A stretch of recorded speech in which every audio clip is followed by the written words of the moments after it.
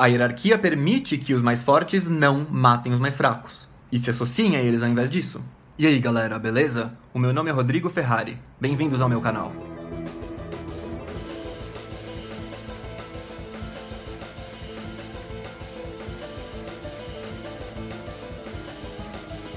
Nesse vídeo eu vou falar de um antropólogo que chama Evans Pritchard. Eu vou usar principalmente esse livro aqui, mas eu vou falar de forma geral, ele estudou esse mesmo assunto em outros livros. Vou falar de forma geral desse povo que chama Azande. É um povo africano com costumes bem estranhos. Vai ser interessante pra mostrar por que às vezes não adianta a gente implicar com as ideias que justificam os procedimentos, e mesmo com os detalhes do procedimento. É melhor a gente olhar para as funções que as coisas cumprem, para os efeitos que elas têm, pra entender a essência delas. O que eu quero dizer? Por exemplo, você tem uma mulher que está incomodada com o excesso de imagens pornográficas, de nudez e essas coisas por aí. Ela pode fazer todo um discurso a partir da moral cristã, ou ela pode fazer todo um discurso com retórica feminista. Eles vão cumprir a mesma função. E você pode tentar separar essas duas meninas e entender elas como vindas cada uma de uma tradição ideológica diferente e estudar essas ideologias. Ou você pode olhar para elas, para o que elas têm em comum, e ver como que elas estão expressando preocupações comuns com termos diferentes. Claro que as duas coisas são importantes, e talvez o que falta às pessoas tem um medo, assim, de que qualquer ideia, qualquer narrativa conflita com a outra narrativa. E eu acho que isso tem a ver com uma mitologia eleitoral, assim, porque na prática, tudo bem, as ideias podem se complementar, mas é só uma que senta no trono. Quem senta no trono é aquela ideia que manda e aquela ideia que vai nortear todas as outras que se acoplam a ela de alguma forma. Mas assim, em termos das ideias em si, elas não conflitam, as narrativas elas complementam, que nem eu falei num outro vídeo, que por que um time ganha um jogo de futebol, você vai explicar qual é a causa da vitória de um time. Um cara vai dizer que foi porque o cara roubou uma falta, outro vai dizer porque o cara errou aquele pênalti, só que são milhares de histórias. Às vezes alguma coisa que parece que não tem nada a ver, tipo um cara que tropeçou no momento do jogo e tal. Nenhuma delas conflita com a outra, elas se complementam, mas elas são... Você pode narrar toda uma história diferente da perspectiva especificamente de um cara. E aí você consegue explicar toda a vitória ou a derrota a partir do que aconteceu com aquele cara. Mas enfim, vocês vão entender porque que isso é importante quando eu falar um pouco desse povo. O Evans Pritchard foi lá, colou, viu que eles eram meio estranhos, viviam cada um num canto isolado, ninguém chegava perto e tal. Foi descobrindo que todos os costumes deles giravam em torno de uma crença na bruxaria. Mas daí a ideia deles é assim: não existe morte natural. Toda morte que acontece é porque algum bruxo desejou a morte da pessoa e daí ela morreu. Porque a bruxaria funciona assim pra eles. O que é bruxaria? Você deseja a morte da pessoa e ela acontece. Você precisa treinar? Não. Você nasce e tem. Você nem sabe se você tem ou não. O que acontece é normal, todo mundo fica desejando a morte uns dos outros, eu já desejei, você já desejou, mas a gente não é bruxo, então não acontece. Mas quando um bruxo tem isso, aí a pessoa morre. E essa crença funciona meio que perfeitamente, porque tipo, quem nunca teve sua morte desejada por outro? Então todo mundo morre, mas óbvio, porque sempre alguém teve sua morte desejada por outro. Então, aí o que acontece é o seguinte, sempre que alguém morre, eles podem, se quiser, ir procurar um assassino. Eles não precisam fazer nada, porque, sei lá, a pessoa já tava velha, ou ninguém gostava dele mesmo, assim, então ninguém precisa fazer nada. Mas se morreu alguém e você, pô, não gostei, isso aí não foi legal, vamos caçar o bruxo que desejou a morte dessa pessoa que eu curto aqui, porque aí não é legal. E aí, como é que é o procedimento? Porque não tem evidências físicas da bruxaria, assim, de fora da pessoa. E daí o que eles fazem?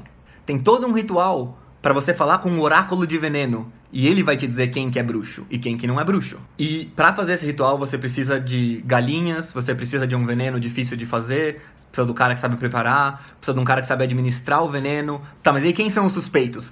Essa é a beleza da coisa. Como ninguém sabe nada de quem é bruxo, os suspeitos são só aqueles que, tipo, quem racionalmente tem mais chance pra desejar a morte do outro. Então eles, tipo, arrastam todos os cunhados, todas as sogras, sabe? Todo mundo que tem uma inimizade natural e botam um cara lá pra ser julgado. E tudo isso é voluntário, assim, tipo, se você se sentir injuriado, você tem que ir lá procurar um cara que tem uma fazendinha com galinhas e tudo que precisa pra fazer o ritual, que sempre vai ser um cara com mais grana, um cara com status na comunidade. Você vai lá pra esse cara, daí você fala, pô, ó, morreu meu cara, vamos fazer o ritual dele, beleza. Aí chama todo mundo, quem quiser vai lá ver, o povo todo pode ir lá. E aí eles administram veneno pra uma galinha. Daí o menino do veneno lá, que sabe administra pra galinha. E aí o dono da bola, né, o cara que é dono das galinhas, do lugar onde tá acontecendo tudo isso, ele administra o ritual. É tipo um paterfamilias, assim, um senhorzão respeitável. E daí ele pergunta, ó, oráculo de veneno, se esse cara aqui é bruxo, por favor, mate a galinha. Daí se a galinha morrer é sim ou não. E daí eles invertem a pergunta. Tipo, se ele perguntou antes, ó, galinha, mate o cara se ele é culpado, agora ele vai dizer, não mate se o cara é culpado, pra garantir que o moleque não tá administrando veneno forte demais ou fraco demais. Se ele não gostar do veredito, se o veredito conflitar, o cara pode dizer, o oráculo não foi satisfatório, ninguém vai ser morto, nada acontece. Ele sempre pode interpretar. E aí, beleza, tem vários pormenores e tal. E qual é a conclusão do Evans Pritchard, depois de escrever tudo? Ele fala, então, e daí no fim das contas, se observa mecanicamente como tudo funciona, é igual ao nosso sistema britânico. Todo esse absurdo funciona na prática que nem o sistema britânico. Porque se você observa as pessoas, assim, como é que é o sistema britânico? Se o pobre tem algum problema, ele vai lá pros ricos, ele tem que ir pros lugares designados, tem um monte de procedimento burocrático meio estranho, que se não acontecer, não funciona. Os burocratas que têm o poder da caneta de assinar sempre podem decidir, não valeu ou valeu. Que meio que dá na mesma. Tipo, se o cara ficar roubando no veredito, ninguém vai lá na casa dele. Esses caras com mais status na comunidade têm realmente interesse em julgar. Ele tende a criar ordem, o bom funcionamento das coisas, então ele vai julgar. Ele sempre vai ter esse viés de querer estabilizar as coisas e não destruir tudo. Sim, funciona como também em que sentido? O sistema da gente tem umas certas injustiças, mas, assim, em geral, as pessoas que importam não são injustiçadas e esse sistema também consegue garantir isso. Todas essas coisas que são o real funcionamento. A gente tende a achar que é corrupção uma coisa que, na verdade, é o funcionamento do sistema. Vou terminar só passando essa ideia aqui pra vocês, que a gente tende a pensar mal da dominação, da submissão, da escravidão e tudo mais. Só que esta é uma consequência da nossa civilidade e não da nossa barbárie. Porque a alternativa a isso é o assassínio generalizado.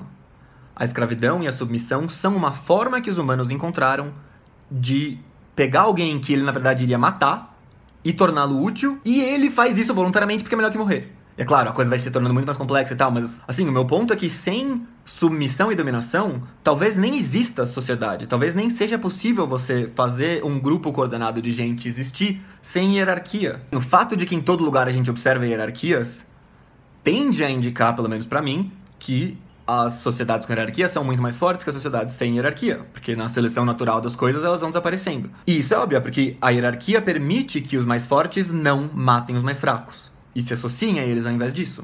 Mas enfim, acho que eu falei o suficiente. Muito obrigado pelos novos inscritos, especialmente obrigado a Ana, a Atena brasileira. Falou, galera. Até a próxima.